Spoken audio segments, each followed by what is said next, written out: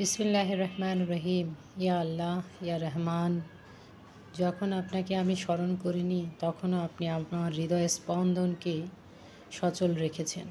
যখন আমার মাঝে আপনার জ্ঞানের বিন্দু পরিমাণও ছিল না তখনও আপনি আমাকে আহার দিয়েছেন, আশ্রয় দিয়েছেন, অক্সিজেন দিয়েছেন, সুন্দর ত্বক শরীর দিয়েছেন, প্রতিটি অঙ্গ প্রত্যঙ্গে সুস্থতা দান করেছেন।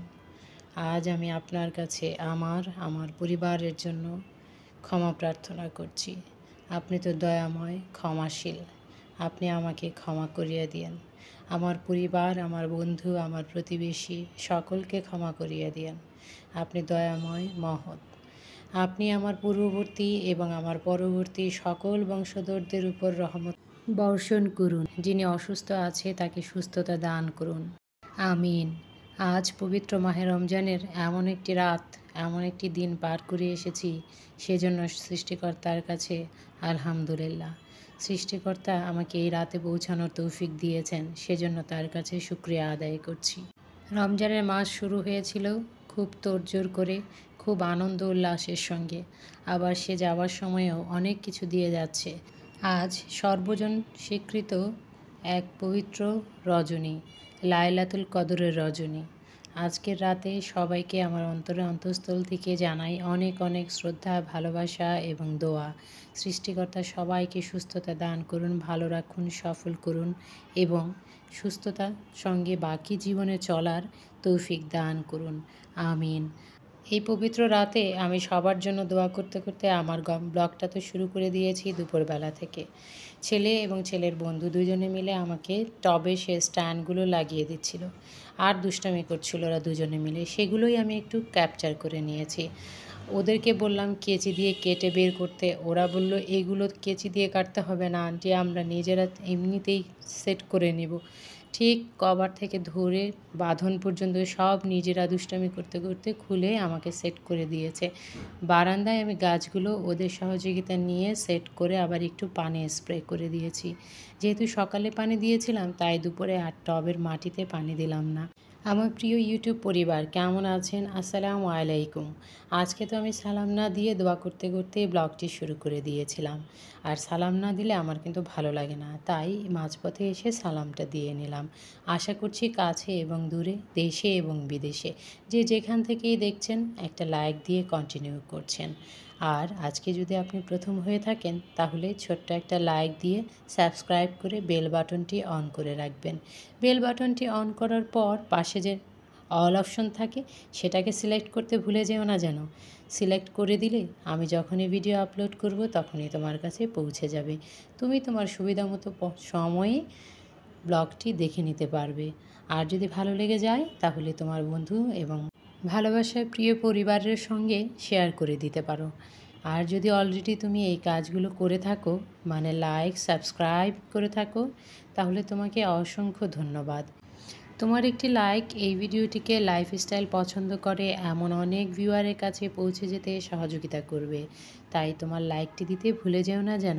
ঈদে তো সবাই নতুন নতুন পোশাক পরবে, তবে ছোট ছোট কিছু ফার্নিচার আছে যাদেরকে পোশাক না পরালে আমার ভালো লাগবে না, তাই ওদের জন্য আমি নতুন পোশাক নিয়ে এসেছি। পিঙ্ক হোয়াইট মিশ্রিত যে বড় সুন্দর রুমালটা নিয়ে এসেছি ওটা হলো আমার ওয়াশিং মেশিনের জন্য নিয়ে এসেছি। এই যে নিচে দেখা যাচ্ছে, আমার ভীষণ ভালো লেগেছে। ওয়াশিং মেশিনের ঈদের জামা হিসেবে ওটাকেই আমি নিয়েছি। ওটাকে দিয়ে সুন্দর করে ওকে গুছিয়ে নিব আর কিছু অর্নামেন্টস হিসেবে গাছপালা দিয়ে সাজিয়ে দেব। আর এই যে এই পর্দাটা নিয়েছি আমি ড্রয়িং কাম ডাইনিং যে স্পেসটা আছে তার জানালাগুলোকে ঈদের ড্রেস হিসেবে পরিয়ে দিব, সেই জন্য আমার কাছে দেখেই ভীষণ ভালো লেগেছে। এই কালার কম্বিনেশন, বড় বড় ফুল ভীষণ ভালো লেগেছে আমার। আমি তাই এটাকে ওই ড্রয়িং স্পেসের জন্যই নিয়ে নিয়েছি। এগুলো আরও অনেকগুলো আছে, একটাই আমি এখানে প্যাকেট খুলে মানে বন্ধুদেরকে দেখিয়ে দিলাম। কেমন হয়েছে আমাকে জানিয়ে দিও। এই যে সুন্দর নীল ফুলগুলো, তারপর কফি কালার বা গোল্ডেনের যে কম্বিনেশন, আমার ভীষণ ভালো লেগেছে। তোমাদের কাছে কেমন লেগেছে তোমরা কিন্তু চাইলে আমাকে ছোট্ট একটা কমেন্টস করে জানিয়ে দিতে পারো। আমার কিন্তু ভীষণই ভালো লেগেছে, তাই তো আমি পুরো সেটটাই নিয়ে নিয়েছি ড্রয়িং ডাইনিং যে স্পেসটা আছে সেটার জন্য। ভিডিওর এই পর্যায়ে পুরনো রিকোয়েস্টটি আরও একবার করছি, আমার সঙ্গে এতক্ষণ পর্যন্ত কে আছো বা কে আজ থাকবে তা তো জানি না, তবে যে আছো বলবো যদি ভুলে যাও তাহলে বন্ধু লাইকটা দিয়ে কন্টিনিউ করো। সুন্দর মোটা পাড়ওয়ালা যে সাদা ড্রেসটা নিয়েছি আমি, সেটা নিয়েছি আমার ডিপ ফ্রিজের জন্য। ওরও তো মন খারাপ হবে, সবাইকে সুন্দর সুন্দর কভার পরিয়ে দিব। আর নতুন করে নিয়েছি ডাইনিং টেবিলের যে ভাইরাল সেটটা, সব আপুরা নিচ্ছে অনলাইন থেকে, সেটাকেও আমি নিয়ে নিয়েছি আমার ডাইনিং টেবিলের ঈদের ড্রেস হিসেবে। কেমন হয়েছে ছোট্ট একটা কমেন্টস করে কিন্তু তুমি আমাকে জানিয়ে দিতে পারো। তারপর অফ ক্যামেরায় রান্নাবান্না করে নিয়েছি। এই তো ইফতারের মধ্যে ঝটপট যে ফাঁকিবাজি রান্নাগুলো আমার, সেগুলোই করে নিয়েছি। এই যে পাকোড়া করে নিয়েছি, চিকেন ফ্রাই, বেগুনি, আর হলো হালকা সাদা পোলাও, আলুর চপ ছিল সেটাও ভেজে নিয়েছি। যাই হোক, এই সব মিলিয়ে ইফতারটা তো আলহামদুলিল্লাহ ভালোই হয়েছে। আমি ফাঁকি ঝুঁকি দেওয়ার সময়ই এরকম খাবার করে থাকি। ঝটপট করে ম্যারিনেট করা চিকেন ভেজে নেওয়া যায়, রাইস কুকারে সাদা রাইস বসিয়ে দিলেই হয়ে যায়, একটু মেখে ঝুঁকে পোলাওর চালটাকে বসিয়ে দিলেই সুন্দর হয়ে যায়। আমি তো এভাবেই করি। আর একটু সালাদ কেটে নিয়েছি, আর নিয়েছি ট্যাঙের শরবত। অবশ্যই শরবতটা আমার ছোটো ছেলে বানিয়ে দিয়েছিল, আলহামদুলিল্লাহ। আচ্ছা, আমি খুব দ্রুত কথা বলি ভয়েস ওভার করার সময়, আর এখন খুব দ্রুত স্পিডে এই কর্নারটাকে পরিষ্কার করে নিচ্ছি। এখানে তেমন কিছুই থাকে না, আমার গুপ্তধন এই যে সানব্লকটা, এটা আর একটা এয়ার ফ্রেশনার। আজ এই জায়গাটিকে নতুন করে অর্গানাইজ করে নিয়েছি। সবগুলো বই হাতের কাছে নিয়েছি, এক একবার এক এক জায়গায় বই পড়তে গিয়ে ছড়িয়ে ছিটিয়ে থাকে। এগুলো আসলে দোয়া দুরুদের বই। আমি নামাজ শেষে বা অন্য কোনো কাজের ফাঁকে ফাঁকে এগুলোকে খুলে একটু একটু করে পড়ে নেই।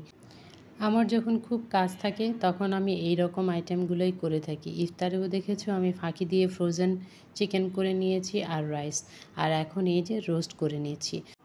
কষানো ঝোলের মাঝে এই যে এই সুন্দর কেটে রাখা যে টুকরোটা আমি দিয়ে দিলাম, এটা হলো বাদামের পেস্ট। আমি বাদামকে পেস্ট করে এইভাবে কেটে কেটে বক্স করে রেখে দেই।